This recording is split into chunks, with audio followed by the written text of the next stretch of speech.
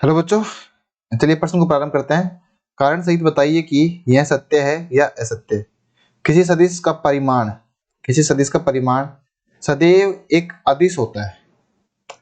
चलिए प्रश्न को प्रारंभ करते हैं। इसकी मुख्य अवधारणा के साथ में। मुख्य अवधारणा,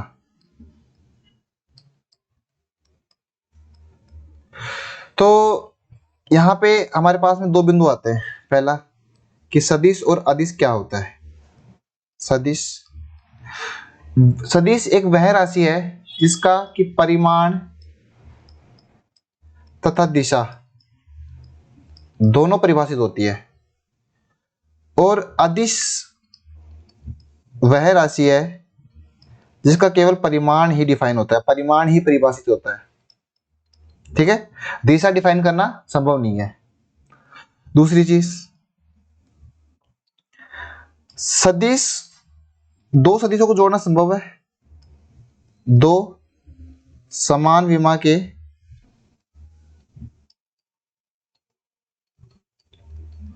सदिशों को जोड़ना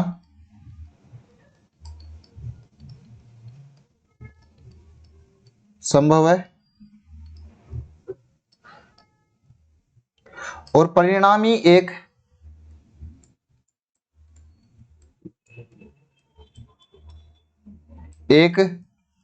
सदिश होता है।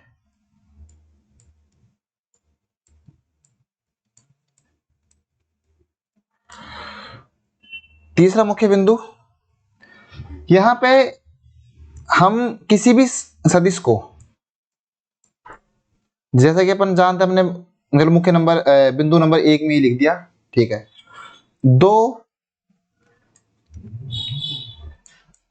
समान विमा के हदीसों को जोड़ना संभव है।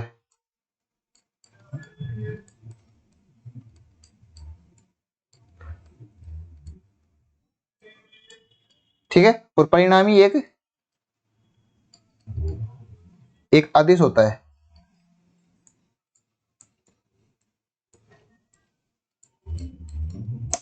चौथा बिंदु, समान विमा के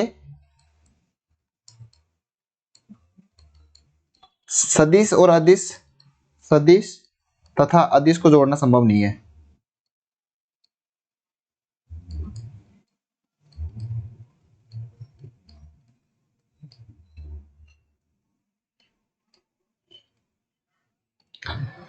चलिए अब हमारे प्रश्न की तरफ आते हैं।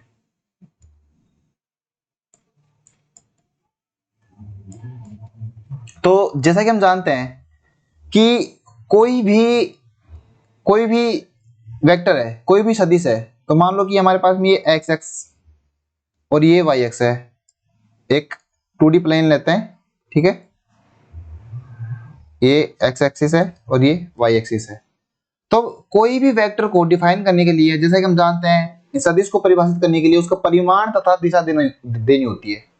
ठीक है, तो उस सदिश का जो परिमाण होता है, मान लो कि हमारे पास में ए बी एक सदिश है, तो इसका परिमाण जो है इस सदिश की लेंथ को बताएगा, इसकी लंबाई कितनी है इसको बताएगा। तो परिमाण जो होता है वो सदिश की लंबाई बताता है, सदिश की लंबाई। और दिशा सदिश का ओरिएंटेशन बोल दो, या फिर इसकी अभिनति बोल दो, या फिर इसकी केवल दिशा ही रहने दो। ठीक है, तो अब जैसे कि हम जानते हैं कि लंबाई जो है वो एक अदिश राशि होती है। ठीक है, तो इसका मतलब किसी भी सदिश का परिमाण सदैव एक, मीन्स अगर परिमाण अगर एक लंबाई होती है, परिमाण यानी लंबाई होती है सदिश की। ठीक है, तो लंबाई हमेशा एक अदिश राशि है। इसका मतलब यह है कि किसी भी सदिश का परिमाण सदैव एक अदिश होता है।